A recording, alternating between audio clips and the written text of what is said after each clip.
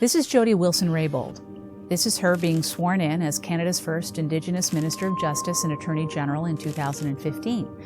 And this is Minister Wilson-Raybould 3 years later after being fired from her position as Attorney General. Minister of Veterans Affairs and Associate Minister of National Defence. She'd eventually release a letter with an interesting phrase about an Attorney General's job, speaking truth to power. Since then, we found out why she was fired.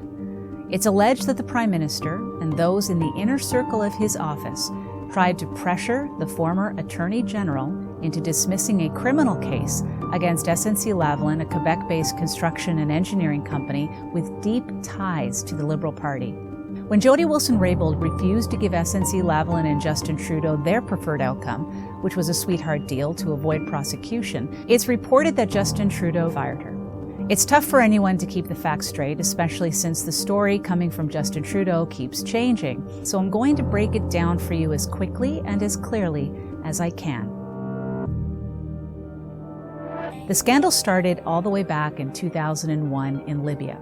Some executives from SNC Lavalin bribed Libyan officials with hundreds of millions of dollars and won huge construction contracts as a result. This went on for years until an RCMP investigation led the charges of bribery and corruption. And if found guilty, Canadian law would prevent them from bidding on government contracts. SNC Lavalin knew that if they didn't have the law changed, that would be it. They would be finished. The connections between SNC Lavalin and the Liberal Party of Canada are well documented and go back decades. So from the moment Trudeau took office, SNC Lavalin started a massive lobbying effort to change the criminal code. They met with almost every senior official in Trudeau's government, and the Liberals were ready to listen. The government changed the criminal code by sneaking a new legal provision into a budget bill. Why does the Finance Minister think it's appropriate to amend the criminal code through a budget bill? We believe the approach to deferred prosecution agreements will enable us to pursue an approach that is functioning in other economies. The Liberals were actually willing to amend the criminal code through the back pages of a giant budget bill. By putting this change to the law in a budget bill, it looked like an end run around the Department of Justice.